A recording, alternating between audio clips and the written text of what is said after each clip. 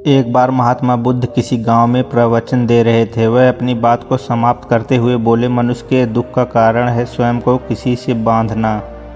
जहाँ भी मोह होता है, बंधन होता है, वहाँ दुख स्वयं ही उत्पन्न हो जाता है। अपने बंधनों को जाने और उनसे बाहर निकलने का प्रयास करें। इसके बाद उन्होंने सभी लोगों को आशीर्वाद दिया और फिर अपने आश्रम को लौट गए। अगले दिन उनसे एक व्यक्ति मिलने आया। वह बुद्ध से बोला, महात्मा, मैंने कल आपका उपदेश सुना। आपकी बातें मेरे हृदय में उतर गई हैं। मैंने अपने बंधनों को तोड़ दिया है, सारी मोह माया का त्याग कर दिया है। अब मैं आपकी शरण में आना चाहता हूँ। उस व्यक्ति की बातें सुनकर बुद्ध मुस्कुराए और धीरे से बोले, मुझे विस्तार से बताओ, तुम कौन कौन से बंधन तोड़े और किसका मोह त्याग दिया है। वह व्यक्ति बोला, मेरे घर पर मेरे बूढ़े माता पिता और पत्नी है। मेरा एक छोटा बच्चा भी है। मेरी पत्नी बहुत बीमार रहती है। उसके कष्ट देखकर मैं अक्सर सोचता रहता था कि वह मर जाए तो उसके कष्ट दूर हो जाए। उसकी वजह से मैं बहुत दुखी रहता हूँ। लेकिन कल जब मैंने आपका उपदेश सुना तो मेरी समझ में आ गया कि मेरे परिवार से मेरा बंधन ही मेरे दुखों का कारण है। अगर मैं इसके चक्कर में पड़ा रहूँगा तो कभी सत्य को नहीं जान सकूँगा। इसलिए मैं अपने घर को त्याग कर अब आपके पास आया हूँ। बुद्ध ने पूछा, क्या तुम सचमुच सभी बंधनों से मुक्त हो गए हो? देख लो, कहीं कोई बंधन तुम्हारे पीछे रह तो नहीं गया। वह व्यक्ति बोला, नहीं प्रभु, मैं अपने जीवन की सारी चीज़ों को पीछे छोड़ आया हूँ और अब मैं आगे बढ़ना चाहता हूँ। बुद्ध ने कहा, अगर ऐसी बात है तो फिर ठीक है, आज तुम यहीं आश्रम में रुको, कल मैं तुम्हें बताऊंगा तुम्हें क्या करना है। बुद्ध ने अपने एक शिष्य की ओर इशारा किया। शिष्य ने उसे आश्रम के अतिथि कक्ष में पहुँचा दिया। वह व्यक्ति उत्सुकता पूर्वक आश्रम की गतिविधियों को देखता रहा। उन्हें देखकर वह बहुत प्रसन्न हुआ और अपने सौभाग्य पर इतराता रहा। अगले दिन बुद्ध ने उस व्यक्ति को एक कार्य देते हुए कहा, तुम पूर्व की दिशा में जाना, वहाँ पर तुम्हें एक गांव मिलेगा। गांव के बाहर एक साधिका का घर है। वह तुम्हें कोई वस्तु देगी, उसे लेकर तुम्हें वापस मेरे पास आना है। वह व्यक्ति पूर्व दिशा की ओर चल पड़ा। गर्मी का मौसम था। कुछ ही देर वह पसीने से तरबतर हो गया। उसे प्यास भी सताने लगी। वह सोचने लगा कि अगर इस समय मैं अपने घर पर होता तो इस तरह गर्मी में पसीना नहीं बहाना पड़ता। कुछ दूर चलने पर उसे भूख भी सताने लगी, पर वह एक सुनसान और बंजर रास्ता था। आसपास न तो कोई पेड़ था और न ही तालाब। वह सोचने लगा कि अगर मैं इस समय अपने घर पर होता तो अपनी पत्नी के हाथ का बना स्वादिष्ट भोजन कर रहा होता। पता नहीं क्यों बुद्ध ने मुझे गर्मी में इतनी दूर भेज दिया। काफ़ी देर तक चलने के बाद वह व्यक्ति गांव में जा पहुंचा। गांव के बाहर ही एक घर बना हुआ था। उसने दरवाजे के पास पहुंचकर उसे धीरे से खटखटाया।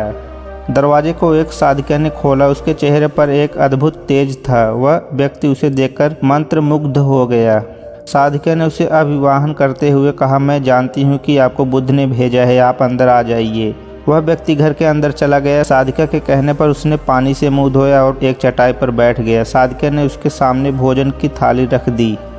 वह जल्दी जल्दी भोजन करने लगा। अचानक उस व्यक्ति की नज़र साधिका के पैरों पर पड़ी। उसके पैर बहुत सुंदर थे। वह उन्हें देखता ही रह गया। तभी साधिका ने उसका ध्यान भंग कर दिया। वह बोली, जिस व्यक्ति को बुद्ध के चरणों में स्थान मिल जाता है फिर उसे किसी अन्य के चरणों की आवश्यकता नहीं पड़ती। साधिका की बात सुनकर वह व्यक्ति लज्जित हो गया और अपनी नजरें नीचे करके चुपचाप भोजन करने लगा। भोजन करने के बाद साधिका ने कहा, आप बहुत दूर से आए हैं, थक गए होंगे, यहीं चटाई पर लेट जाइए, मैं पंखा कर दूंगी। वह व्यक्ति बहुत थका हुआ था। वह चटाई पर लेट गया और अपनी आंखें बंद कर ली। साधिका उसे पंखा करने लगी, पर लेटने के बाद भी उस व्यक्ति को चैन नहीं आया। उसने धीरे से अपनी पलकों को खोला और चोर नज़रों से साधिका को देखने लगा। वह सोचने लगा, यह स्त्री कितनी सुंदर है, इसकी वाणी कितनी मोहक है। अगर यह स्त्री मेरी पत्नी होती तो मेरा जीवन स्वर्ग बन जाता। साधिका इसके मन की बात समझ गई। वह बोली, शरीर में कुछ नहीं रखा है, यह केवल मांस, मज्जा और अस्थियों का जोड़ है। जो व्यक्ति इसके आकर्षण से मुक्त हो जाता है वही सत्य को प्राप्त कर पाता है। यह सुनकर वह व्यक्ति घबरा गया और वह चटाई से उठ बैठा और बोला, अब मुझे बुद्ध के पास जाना चाहिए। कृपया आप मुझे वह सामान दे दे जिसके लिए बुद्ध ने कहा था। साधिका ने मुस्कुराकर जवाब दिया, बुद्ध ने आपको जिस कार्य के लिए भेजा था वह पूर्ण हो चुका है। साधिका की यह बात उस व्यक्ति को समझ नहीं आई। वह दरवाजे की ओर बढ़ चला। दरवाजे के पास पहुंचकर वह एक क्षण के लिए रुका और पलटकर बोला, क्या आप अंतर्यामी हैं? आपने मेरे मन की बातें कैसे समझ ली? वह साधिका मुस्कुराते हुए बोली, बुद्ध की कृपा से मैं मोह माया से ऊपर उठ चुकी हूँ, इसलिए भावनाओं से निर्लिप्त हूँ और किसी के चेहरे को देखकर उसके मन में उठने वाले विचारों को समझ लेती हूँ। उसकी बातें सुनकर वह व्यक्ति एक बार फिर से लज्जित हो गया और सोचने लगा कि जिस स्त्री ने सच्चे मन से मेरा सत्कार किया, मैं उसके बारे में क्या क्या सोचता रहा।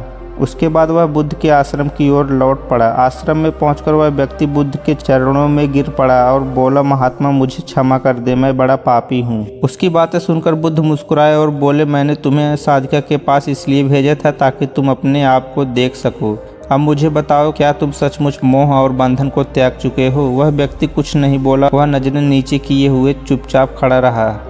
बुद्ध ने कहा, बाहरी बंधन और मोह को त्यागने से हम बंधन मुक्त नहीं होते। दरअसल बंधन और मोह हमारे भीतर होता है। तुमने परिवार को छोड़ दिया और सोचा कि मैं बंधन मुक्त हो गया हूँ, लेकिन जैसे ही तुम्हें अवसर मिला तुम्हारे भीतर का मोह जाग उठा और इसी वजह से आज तुम अपने पाप को पापी समझ रहे हो। उस व्यक्ति ने कहा, मुझे क्षमा कर दे प्रभु। उस व्यक्ति ने अपने हाथ जोड़कर धीरे से बोला, आप सही कह रहे हैं, मैं केवल अपनी पत्नी से पीछे छुड़ाना चाहता था। वह बहुत बीमार रहती है। 1 वर्ष से हमारे बीच संबंध भी नहीं बन पाए। मैं कुछ ज़्यादा कमाता भी नहीं हूँ, इसलिए मैं अपने परिवार के दायित्वों का निर्वहन भी ठीक से नहीं कर सकता। शायद इसीलिए मैं अपने परिवार से पीछे छुड़ाना चाहता था, पर अब मैं समझ गया हूँ मेरा परिवार ही मेरा सत्य है और इनके लिए मेरा जीवन ही असली कर्म है। बुद्ध बोले, मैं जो कुछ भी कहता हूँ वह अपने अनुभव के आधार पर कहता हूँ। लोग मेरी बातों को सुनते तो है, पर वे अपने स्वार्थ के अनुसार ही उसका अर्थ ग्रहण करते हैं। इसलिए मोह, माया, वासना, इच्छा, कामना, क्रोध को लोग बाहर की ओर खोजते हैं, जबकि यह हमारे भीतर ही है। हम दूसरों को देखकर तरह तरह की कामना करने लगते हैं। कामना से इच्छा जन्म लेती है, इच्छा से वासना पैदा होती है और वासना की पूर्ति न होने पर क्रोध उत्पन्न होता है। यह सब एक दूसरे से जुड़े हुए हैं। क्रोध के लिए हम सदैव दूसरे को जिम्मेदार ठहराते हैं, जबकि क्रोध का स्रोत हमारे भीतर है। तुम चाहोगे तो क्रोध आएगा, तुम चाहोगे तो क्रोध नहीं आएगा। इसी तरह बंधन बाहर नहीं होते, हमारे मन में होते हैं। हम मन से ही किसी से बंध जाते हैं और मन के कारण ही हम दुख पाते हैं। लेकिन जो व्यक्ति इन बातों की गहराई तक पहुंच जाता है वह दुखों से हमेशा हमेशा के लिए मुक्त हो जाता है। तो दोस्तों, यह वीडियो आपको कैसा लगा नीचे कमेंट में हमें ज़रूर बताएं। तो मिलते हैं अगले वीडियो में।